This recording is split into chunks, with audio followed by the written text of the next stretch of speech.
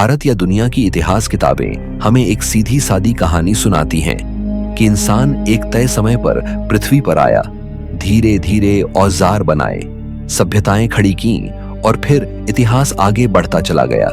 लेकिन क्या हो अगर यह कहानी अधूरी हो?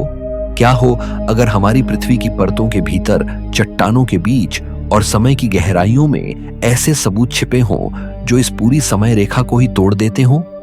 आज वैज्ञानिक और पुरातत्वविद ऐसे अवशेष खोज रहे हैं जो इंसान की मानी हुई उत्पत्ति से लाखों नहीं बल्कि करोड़ों और अरबों साल पहले के बताए जाते हैं। और हैरानी की बात यह है कि ये साधारण प्राकृतिक संरचनाएं नहीं हैं, बल्कि साफ तौर पर बनाए गए, तराशे गए और उद्देश्यपूर्ण वस्तुएं हैं।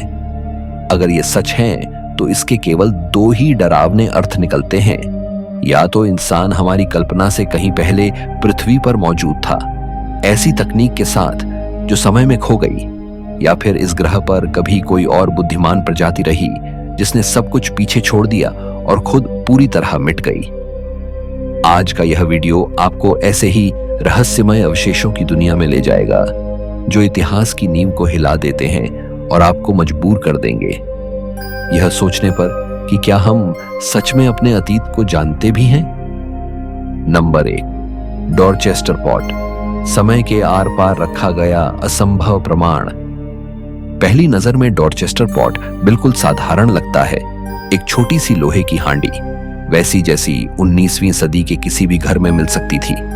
लेकिन इसका रहस्य इसकी बनावट में नहीं बल्कि उस जगह में छिपा है जहां से यह मिला। सन 1852 में अमेरिका के मैसाचुसेट्स राज्य में डॉरचेस्टर नामक स्थान पर कुछ मजदूर चट्टान तोड़ने का काम कर रहे थे। अचानक एक प्राचीन पत्थर फटा और उसके भीतर से यह लोहे का पॉट बाहर निकला, पूरी तरह पत्थर में बंद, मानो वह वहीं जन्मा हो। यही वह क्षण था जब इतिहास की सीधी रेखा टूट गई। जिस चट्टान के भीतर यह पॉट मिला, भूवैज्ञानिकों के अनुसार उसकी आयु लगभग 10 करोड़ वर्ष बताई गई। 10 करोड़ वर्ष पहले न इंसान था, न सभ्यता, न ही धातु गलाने की कोई झात तकनीक। उस समय तो धरती पर डायनासोरों का राज था, और फिर भी एक इंसानी हाथ से बना, सजावटी डिजाइन वाला, उपयोग के निशान लिए हुआ लोहे का बर्तन वहां मौजूद था। यह सिर्फ कोई पत्थर जैसा दिखने वाला आकार नहीं था, बल्कि स्पष्ट रूप से गढ़ा गया, इस्तेमाल किया गया औजार था। वैज्ञानिकों ने पॉट की जांच की, उसमें जंग, घिसावट और उपयोग के चिन्ह मिले। चट्टान की जांच हुई, उसमें किसी तरह की मिलावट, दरार या बाद में डाले जाने का कोई संकेत नहीं मिला। न कोई जोड़, न कोई रास्ता, न कोई जबरन घुसपैठ। ऐसा लगता था मानो यह पॉट हमेशा से उसी पत्थर का हिस्सा रहा हो। यही बात इस खोज को डरावना बना देती है। अगर यह धोखा था तो वह असाधारण स्तर का था, और अगर यह असली था तो इसका मतलब यह हुआ कि या तो समय हमारी समझ से अलग तरह से काम करता है, या फिर पृथ्वी पर कभी ऐसी सभ्यता रही जो पूरी तरह मिट गई, बिना किसी और निशान के। कुछ लोगों ने इसे मजाक कहा, कुछ ने धोखा बताया, लेकिन सच्चाई यह है कि इसे कभी निर्णायक रूप से झुठलाया नहीं जा सका, क्योंकि इसे स्वीकार करना आसान नहीं था। यह पॉट एक सवाल बनकर रह गया। क्या कोई वस्तु समय के आर पार गिर सकती है, या फिर इतिहास का वह अध्याय ही गलत है जिसे हम अंतिम सत्य मान बैठे हैं। नंबर 2, दक्षिण अफ्रीका की रेखांकित गोलाकार धातु गेंदें, अरबों साल पुरानी असंभव बुद्धिमत्ता। अगर डॉरचेस्टर पॉट आपको परेशान करता है तो यह अगला रहस्य आपके दिमाग को पूरी तरह झकझोर देगा। दक्षिण अफ्रीका की गहराइयों में खदानों के भीतर मजदूरों को कुछ ऐसी वस्तुएं मिली जिन्हें देखकर वैज्ञानिक भी असहज हो गए। ये थीं छोटी छोटी धातु की गोलाकार गेंदें, बिल्कुल सही गोल, संतुलित, और उनकी सतह पर बनी हुई थी एक सी दूरी पर चलती हुई गहरी रेखाएं, मानो किसी मशीन ने उन्हें बहुत ही सटीकता से तराशा हो। पहली नजर में ये साधारण पत्थर जैसी लगती हैं, लेकिन जैसे ही इन्हें ध्यान से देखा गया, यह साफ हो गया कि ये कोई सामान्य प्राकृतिक संरचना नहीं है। सबसे डरावनी बात यह है कि ये गेंदें प्रीकैम्ब्रियन चट्टानों के भीतर मिली, जिनकी आयु लगभग 2800 करोड़ वर्ष बताई जाती है। उस समय न पेड़ पौधे थे, न जानवर, न जमीन पर चलने वाला जीवन, न ही वातावरण में पर्याप्त ऑक्सीजन। पृथ्वी एक बिल्कुल अलग ग्रह जैसी थी, और फिर भी उसी धरती की परतों के भीतर ये परफेक्ट गोल धातु वस्तुएं मौजूद थीं। कुछ गेंदें कंचे जितनी छोटी हैं तो कुछ गोल्फ बॉल के आकार की, सभी पूरी तरह संतुलित, चिकनी और उनकी रेखाएं बिल्कुल समानांतर चलती हैं। प्रकृति आमतौर पर अव्यवस्थित होती है, असमान, अनियमित, लेकिन ये गेंदें गणितीय पूर्णता का उदाहरण लगती हैं। वैज्ञानिकों ने इन्हें गर्मी, दबाव और प्राकृतिक प्रक्रियाओं से दोबारा बनाने की कोशिश की, लेकिन कोई भी तरीका इनके जैसी संरचना पैदा नहीं कर सका। कुछ भूवैज्ञानिकों ने इन्हें प्राकृतिक खनिज संरचना बताया, लेकिन यह तर्क तब ढह जाता है जब इन पर बनी समान दूरी वाली रेखाओं को देखा जाता है। ये रेखाएं ऐसे लगती हैं जैसे किसी खराद मशीन पर घुमाकर काटी गई हों, लेकिन खराद के लिए ऊर्जा चाहिए, तकनीक चाहिए, ज्ञान चाहिए। सवाल यही है, 2.5 अरब साल पहले यह सब किसके पास था? ये वस्तुएं न कहानी है, न मिथक, न लोक कथा। इन्हें हाथ में लिया जा सकता है, तौला जा सकता है, उनकी जांच की जा सकती है, और फिर भी इनके अस्तित्व का कोई संतोषजनक उत्तर नहीं है। अगर ये जानबूझकर बनाई गई थी तो इसका मतलब यह है कि पृथ्वी पर बुद्धिमत्ता हमारी कल्पना से अरबों साल पहले मौजूद थी। और अगर ऐसा है तो कितनी सभ्यताएं आईं और पूरी तरह मिट गईं, बिना किसी इतिहास के, बिना किसी स्मृति के, सिर्फ इन चुपचाप पड़े अवशेषों को छोड़कर, जो आज भी हमें घूरते हुए एक ही सवाल पूछते हैं, हम वास्तव में अपने अतीत के बारे में कितना जानते हैं? नंबर 3, केंसिंगटन रनस्टोन, अमेरिका के भीतर छिपी वाइकिंग यात्रा की कहानी। अब रहस्य हमें अफ्रीका की खदानों से उठाकर उत्तरी अमेरिका के दिल में ले जाता है। सन 1898 मिनेसोटा का एक शांत ग्रामीण इलाका। एक किसान खेत की जुताई कर रहा था, तभी जमीन के नीचे से एक भारी सपाट पत्थर निकला। पहली नजर में यह सिर्फ एक साधारण चट्टान लगती थी, लेकिन जैसे ही उसे साफ किया गया, उस पर उकेरे गए अजीब निशान सबको चौंका गए। ये निशान कोई सामान्य खरोंच नहीं थे, बल्कि प्राचीन नॉर्डिक रून लिपि में लिखे गए अक्षर थे। यही था केंसिंगटन रनस्टोन, एक पत्थर जो इतिहास की किताबों के खिलाफ गवाही दे रहा था। पत्थर पर लिखा संदेश दावा करता है कि स्कैंडिनेवियाई खोजकर्ता यानी वाइकिंग्स 14वीं सदी में अमेरिका के भीतर बहुत गहराई तक पहुंचे थे, कोलंबस से सदियों पहले। लेख में बताया गया है कि नॉर्वे और स्वीडन से आए यात्रियों का एक दल झील के पास डेरा डाले हुए था, मछली पकड़ने गया था और लौटने पर अपने साथियों को खून से लथपथ मृत पाया। इसमें तारीखें, दिशाएं, यात्रा के मार्ग और स्थानों का उल्लेख है, इतना विस्तृत कि यह किसी कल्पना जैसा नहीं लगता।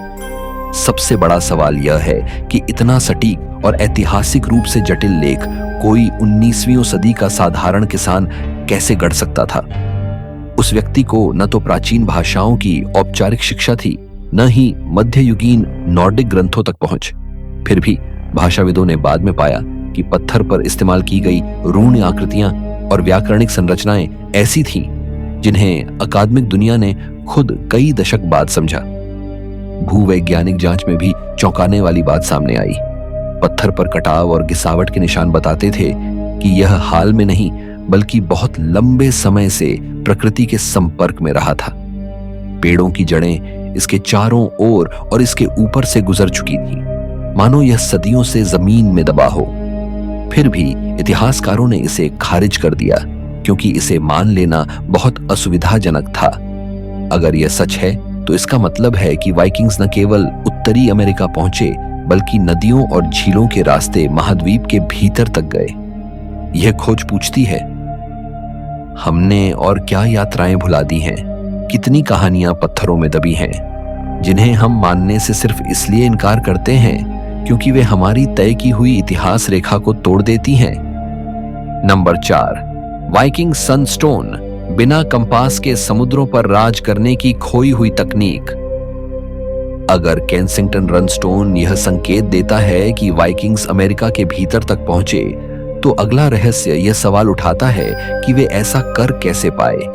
आज के समय में भी खुले समुद्र में दिशा तय करना आसान नहीं होता, लेकिन वाइकिंग्स सैकड़ों साल पहले उत्तरी अटलांटिक जैसे खतरनाक समुद्रों को पार कर लेते थे, बिना जीपीएस, बिना आधुनिक नक्शों और यहां तक कि बिना चुंबकीय कंपास के।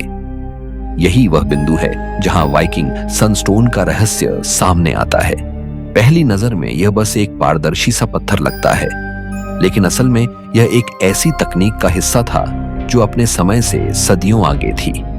यह पत्थर एक विशेष क्रिस्टल होता है जिसे आज हम आइसलैंड स्पार के नाम से जानते हैं। इसकी सबसे हैरान करने वाली विशेषता यह है कि यह सूर्य की स्थिति को तब भी पहचान सकता है जब आसमान पूरी तरह बादलों से ढका हो या घना कोहरा छाया हो।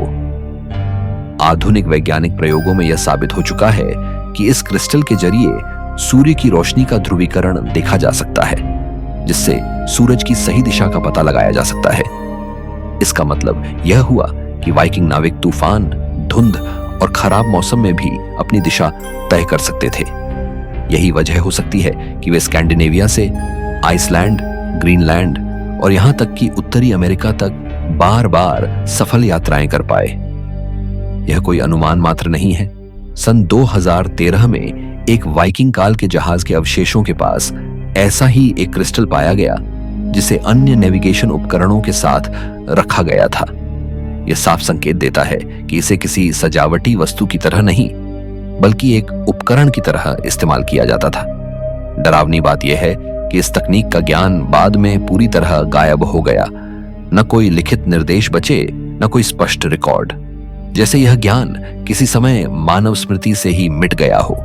यह सनस्टोन हमें याद दिलाता है कि प्राचीन लोग सिर्फ साहसी नहीं थे, बल्कि वैज्ञानिक समझ भी रखते थे, जो हम आज दोबारा खोज रहे हैं। सवाल यह है कि अगर यह एक तकनीक खो सकती है, तो और कितनी प्राचीन तकनीकें समय के अंधेरे में हमेशा के लिए गुम हो चुकी होंगी। नंबर 5, उल्फबर्ग तलवारें। अपने समय से सैकड़ों साल आगे की असंभव धातुकर्म कला। अगर वाइकिंग सनस्टोन यह साबित करता है कि वाइकिंग्स के पास खोई हुई वैज्ञानिक समझ थी, तो अगला रहस्य यह दिखाता है कि उनकी धातुकर्म तकनीक कितनी डरावनी हद तक उन्नत थी। वाइकिंग युग की कई तलवारें मिली हैं, लेकिन उनमें से कुछ ऐसी हैं जो आज भी वैज्ञानिकों को असहज कर देती हैं। इन तलवारों पर एक ही शब्द खुदा होता है, उल्फबर्ग। पहली बार जब ये तलवारें सामने आईं, तो इतिहासकारों ने इन्हें सिर्फ सजावटी या प्रतीकात्मक माना, लेकिन जब आधुनिक धातु विज्ञान प्रयोगशालाओं में इनका परीक्षण किया गया, तो पूरी कहानी ही बदल गई। इन तलवारों का स्टील असाधारण रूप से शुद्ध निकला, लगभग वैसा ही जैसा आधुनिक औद्योगिक स्टील होता है। इनमें कार्बन की मात्रा बिल्कुल संतुलित थी, अशुद्धियां लगभग न के बराबर थीं, और संरचना इतनी मजबूत थी कि ब्लेड लचीला होने के साथ साथ बेहद टिकाऊ भी था। समस्या यह है कि इस स्तर का स्टील बनाने के लिए लोहे को लगभग 1600 डिग्री सेल्सियस तक गर्म करना पड़ता है। ऐसा तापमान जिसे मध्ययुगीन यूरोप के भट्ठे हासिल ही नहीं कर सकते थे। फिर भी 9वीं और 10वीं सदी में बनी ये तलवारें उस असंभव तापमान का परिणाम लगती हैं। यह कोई एक दो अपवाद नहीं है। पूरे यूरोप में ऐसी 170 से ज्यादा उल्फबर्ग तलवारें मिली हैं, स्कैंडिनेविया से लेकर फ्रांस, रूस और यूक्रेन तक। सभी में वही रहस्यमय गुणवत्ता, वही असंभव शुद्धता। यह सवाल अपने आप उठता है, यह ज्ञान आया कहां से? कुछ शोधकर्ता मानते हैं कि वाइकिंग्स का व्यापार मध्य एशिया और मध्य पूर्व तक फैला हुआ था, जहां उन्नत क्रूसिबल स्टील तकनीक मौजूद थी। शायद वही ज्ञान यूरोप पहुंचा और फिर किसी कारण से खो गया। लेकिन यह सिद्धांत भी सभी सवालों का जवाब नहीं देता, क्योंकि उस तकनीक के कोई स्पष्ट रिकॉर्ड नहीं मिलते। और भी डरावना विचार यह है कि शायद यह ज्ञान जानबूझकर छुपाया गया या एक सीमित समूह तक ही सिमटा रहा, जो समय के साथ खत्म हो गया। आज हमारे पास तलवारें हैं, हम उनकी संरचना को माप सकते हैं, उनकी मजबूती को समझ सकते हैं, लेकिन फिर भी यह नहीं बता सकते कि उस दौर में उन्हें बनाया कैसे गया। उल्फबर्ग तलवारें एक चेतावनी की तरह हैं, यह याद दिलाने के लिए कि मानव इतिहास हमेशा सीधी रेखा में आगे नहीं बढ़ता। कभी कभी ज्ञान उभरता है, चमकता है और फिर बिना किसी निशान के अंधेरे में गुम हो जाता है। नंबर 6, फेस्टोस डिस्क, कांस्य युग की मुद्रित भाषा का अनसुलझा संदेश। अब यह रहस्य हमें यूरोप के एक छोटे से द्वीप पर ले चलता है, जहां एक ऐसी वस्तु मिली जिसने इतिहासकारों को 100 साल से ज्यादा समय से उलझा रखा है। सन 1908 में ग्रीस के क्रीट द्वीप पर खुदाई के दौरान पुरातत्वविदों को मिट्टी का एक छोटा सा गोल चक्र मिला, आकार में लगभग आज की सीढ़ी जितना। लेकिन इसकी सादगी धोखा थी।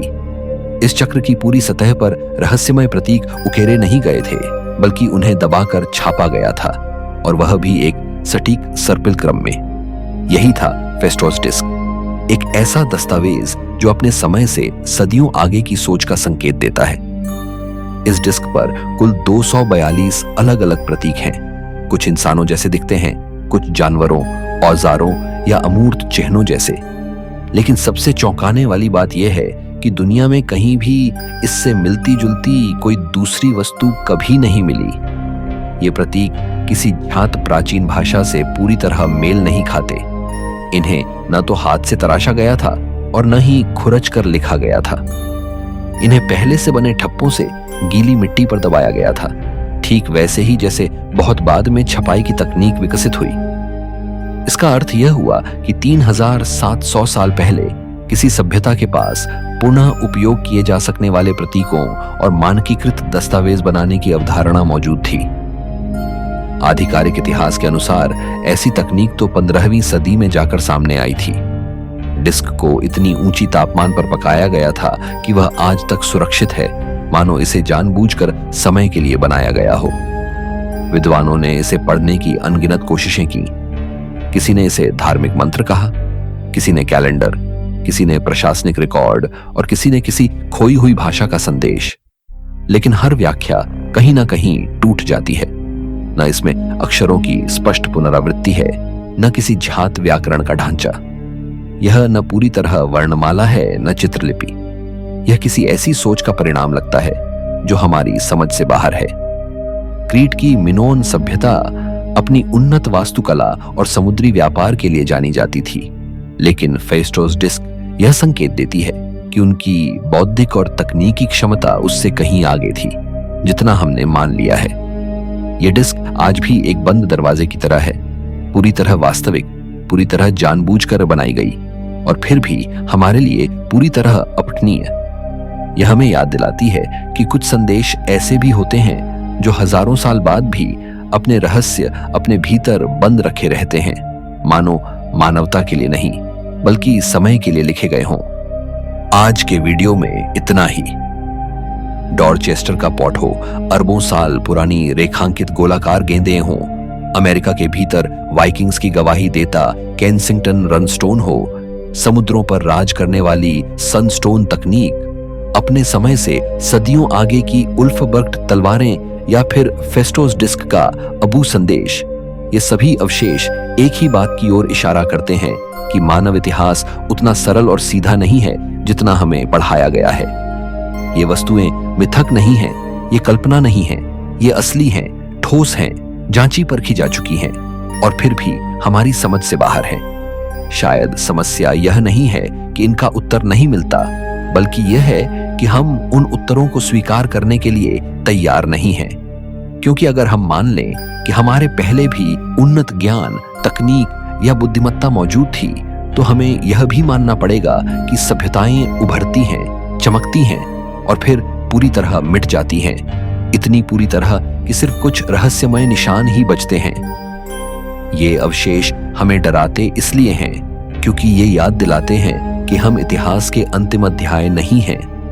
हो सकता है किसी दिन हमारी सभ्यता भी बस कुछ ऐसे ही अनसुलझे टुकड़ों में बदल जाए और भविष्य की कोई बुद्धिमत्ता यही सवाल पूछे, क्या ये सच में इंसानों ने बनाए थे या फिर कोई और था जिसके बारे में हमने कभी जाना ही नहीं।